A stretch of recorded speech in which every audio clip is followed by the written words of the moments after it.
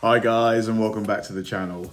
In this video, I'm going to react to the biggest accidents and injuries from MythBusters. I remember watching MythBusters all the time. I remember when I was at uni, me and my mate Rob used to watch it we used to binge watch it. It was such a good show. I don't know if are they still running MythBusters? I think one of them might have passed away. I think his name was Grant. I'm not sure though, but yeah, I think he did. I think he passed away a couple of years ago. Really, really great show.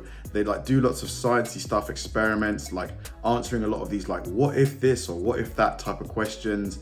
And you're bound to have, some accidents here and there because these guys are dealing with, quite dangerous situations a lot of the time, like dangerous materials, scenarios. So yeah, it's going to be interesting just to see what kind of things, have happened behind the scenes that haven't made it onto the episodes. MythBusters was one of the defining shows of early 21st century television, and its stars are proud of the show's safety record. But that's not to say that it was completely accident-free or that no eyebrows were harmed. Here are the biggest accidents and injuries on MythBusters. Alright. Anyone who has watched MythBusters knows that the setup for each experiment includes plenty of safety precautions to protect the cast and crew and innocent bystanders. It may not look like it, but we're professionals. Do us a favor. Don't try this at home. Whoa! But one day, the unthinkable happened. In 2011, the MythBusters build team were testing whether I think this is the guy who passed away. A stone cannonball could be fired with the same force as a metal one. To examine this myth, the team headed out to the Alameda County bomb range and brought along a cell. Hold on, let me check. MythBusters, Grant.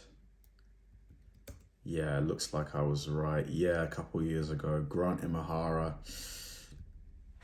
Made cannon that they had used in prior episodes. To start the test, they loaded in a metal cannonball, lit the fuse, and boom, a puff of smoke. But where was the cannonball? As the MythBusters would later discover, it had apparently bounced off the ground and was sent flying into a residential neighborhood 700 yards outside the range. And when we realized that had happened, we called off the experiment immediately to help out any way we could.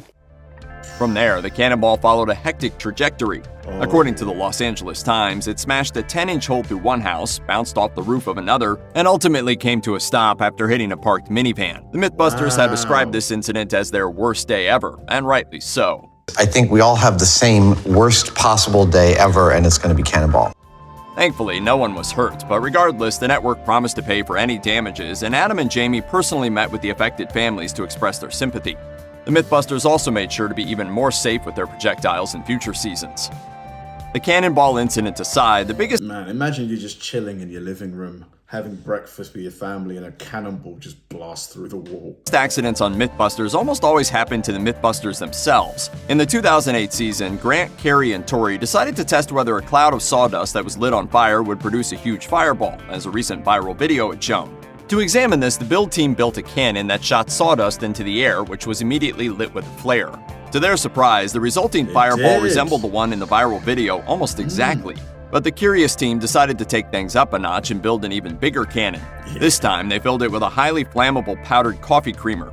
When the cannon fired, the massive cloud of creamer ignited a second later, with the build team standing just a few yards away. Carrie detailed the incident, saying, "And then the wind changed and it started coming at us. I had so much fear in my heart, I just started running. Thankfully, it stopped its explosion a few feet away from the group, leaving them all completely unscathed." Dude, that fireball was massive. In the 2015 season of MythBusters, Adam and Jamie investigated an urban legend which said that a rock caught in a lawnmower could be propelled with enough force to kill a person. So they started by removing the safety features from some commercial lawnmowers and running them over a makeshift rocky lawn. They found that the mowers were capable of launching rocks with enough force to lodge in styrofoam. Additional lab tests confirmed that the flying rocks had similar or even more energy than a gun-fired bullet. This alone was enough to declare the myth confirmed, but Jamie wasn't satisfied. He had so much fun testing the myth that he decided to construct a massive high-powered lawnmower from hell. But the dastardly device turned out to be even more destructive than Jamie had intended. When the giant mower hit a bump, the axle broke, sending the rapidly spinning 50-pound blade flying out of the front of the machine. Even with no injuries, the MythBusters decided that the machine was too dangerous for further use. And Mate, if anybody was standing in the way of that blade, in half. Jamie had to abandon his pet project. Well, I intended to go over the top with my lawnmower from hell. And I guess I did. In one of MythBusters' very first episodes, Adam and Jamie investigate whether using a cell phone at a gas station can lead to an explosion. Testing this myth required the duo to build a gasoline-filled glass chamber, which they would then attempt to ignite with a phone. The episode featured many mini-explosions as the MythBusters tried to figure out the proper concentration of gasoline to test the myth. But for one of these explosions, Adam was standing just a little too close. I'm fine. Am I missing an eyebrow? Adam had a moment of panic when he thought his hair was gone, but he was lucky. The blast only singed off part of his eyebrow. Wow. It definitely singed off some of his hair, for sure. Unfortunate part of the incident was that Adam had a date the following day, but hopefully his companion was impressed by his dedication to science. According to Jamie, some of the worst injuries to occur in MythBusters were broken fingers. Ironically, broken while handling safety equipment. Those heavy glass panels that we put up are kinda bad to put your fingers in between if you're not careful. One notable injury of this type occurred to Adam while filming an episode for the 2014 season. The MythBusters were testing whether an exploding water heater could potentially put out a nearby fire. While assembling the blast shields to house the explosion, Adam got his hand stuck between two of the heavy panes and apparently broke the base of his index finger. According to Adam, he had already forgotten about the injury by the time the episode aired a few months later. That is, until his mother called to ask him if he was alright. Luckily for the worried mom, Adam's hand was already fine by then. Is it possible no mom wants to see their kid get hurt, do they? That the Confederate States of America could have built a two-stage rocket during the Civil War and launched it from Richmond to Washington, D.C.? Adam and Jamie dedicated a whole episode of the 2005 season to investigating this unusual myth. In less than 2 days, the MythBusters were able to construct an entire rocket using technologies that would have been available to Civil War-era engineers. Wow. There was one major mishap along the way.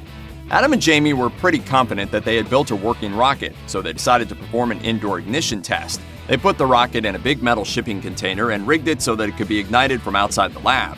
When Adam pulled the switch, they heard a massive boom, and smoke immediately began pouring from the workshop. Things were looking much worse on the inside, with huge clouds of smoke and numerous small fires filling the lab. One camera and a few pieces of lab equipment were completely melted by the blaze that the rocket had produced. After the workshop was restored, the MythBusters took the rocket outside, where it only traveled a meager 500 yards. The myth was declared busted. According to Adam, Still, 500 yards, that's like if you're in the trenches and the enemy is, how far are they going to be from you? They're probably about 500 meters, so that would still have been useful back in that situation. The scariest experience he had on MythBusters was the 2010 episode where he escaped from a submerged car. The concept is already terrifying enough, but it's even worse when things don't go as planned. The MythBusters had already attempted a series of sinking car escapes in the 2007 season, but decided to make the scenario even more realistic in 2010 by flipping the car upside down as it fell into a lake, with Adam and a safety diver inside. The experiment started off fine, but as the unbalanced car filled up with water, it actually flipped right side up and then upside down again. Even worse, once water had completely filled the car, it was a murky brown and burned his eyes.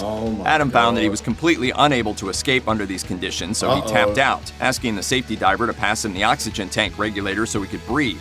But like the car itself, the regulator was upside down, and Adam learned this terrifying lesson.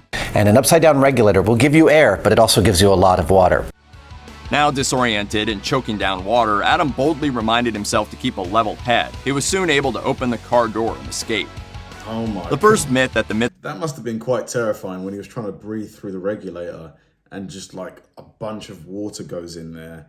Like start choking and coughing like Busters ever tested was whether a car fixed with rocket motors could go flying off a ramp at a speed around 300 miles per hour. In the initial 2003 trial, the MythBusters found that a rocket-boosted car did travel significantly faster than normal, but nowhere near 300 miles an hour, nor was it capable of becoming airborne. Unsatisfied, Jamie and Adam returned to this rocket car experiment in a 2007 episode. This time, they decided that mounting the rocket tubes inside the trunk of the car would allow the system to be more stable, and spent a good portion of this episode rigging a Chevy Impala with this new configuration. They also built a massive ramp that ideally would allow the car to take flight. When it was time for the test, Jamie and Adam watched from the sidelines. It's heading towards the ramp. oh snap! Or not. While not one of the most dangerous accidents, this was certainly one of the most disappointing. But in a 10th anniversary episode, all 5 MythBusters joined forces to revisit the rocket car legend one final time. Anticlimactically, the myth was busted. The car smashed into the ground after only a few seconds of flight. Besides Adam, the build team's Tori Maybe if the ignition happened just as the car was going up the ramp, then it would have had enough power to get airborne. Belleci seemed to suffer the majority of the show's injuries. Tori's worst injury probably came in the 2010 season, during an episode where the build team was investigating whether a person could hold on to a ledge indefinitely. To test this myth, the MythBusters went to the top of an abandoned building, where they would wear a harness and take turns dangling from the roof. Tori went first and was able to hold on with his bare hands for almost a full minute before letting go. Unfortunately for Tori, his fall wasn't clean. As he descended, his shin smashed against an open window frame of the concrete frame below. When Tori was released from the harness, there was a big gash on his left leg that was bleeding substantially. But Tori, the daredevil, kept a positive attitude, telling his companions, "I think you should be glad that I was a guinea pig." Oh. In another episode, Carrie and Tori went to a goat farm to find out if goats could really be startled into fainting or falling over. That day, yeah, they definitely can. I've seen loads of videos where like someone just goes boo and the goat just falls over and its legs are just like stuck in the air. However, the first to fall over wasn't a goat, but Tori himself. While he was holding a handful of goat feed, one curious goat jumped up and kicked Tori in the groin. Whether it was accidental or intentional may never be known for sure, as the goat has declined to comment. Surprisingly, that wasn't the only low blow that Tori received during his time on the show. During a different episode, he and Grant created a model of Ben Franklin's famous kite, but the small kite began to whip around uncontrollably before the rogue device collided with Tori's crotch. No wonder Tori once said, "If I had a nickel for every time I got hit in the groin on the show, I could retire. I hope I could still have kids." In the 2014 season, the MythBusters tested whether Hollywood car stunts... MythBusters, is it still going on? Or have they finished it? Let's see. MythBusters 2003 so it's still happening. Huh. It looks like it's still going on. were realistic. They busted the notion that it's difficult to push your opponent off the road during a car chase, finding it to be quite easy. Likewise, they busted the possibility of one speeding car driving up another like a ramp. For the final myth, the MythBusters tested whether a novice driver could tip his car sideways and drive around on two wheels. Adam and Jamie constructed a half ramp that they would drive up with the left side of a car, elevating it onto its two right tires.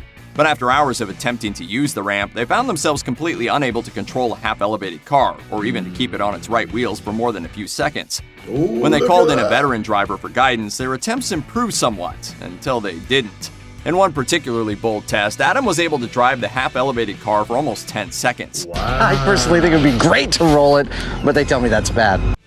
But then he tilted it too far and quickly lost control. The car flipped completely on its side and then onto its back, skidding for several yards before grinding to a halt. It was an intense-looking crash. The windows shattered, spraying the upside-down men with glass. Thankfully, both Adam and the expert driver were okay, even though neither had a helmet. That would be so much fun, driving on two wheels. That would be amazing. This myth, too, was declared busted.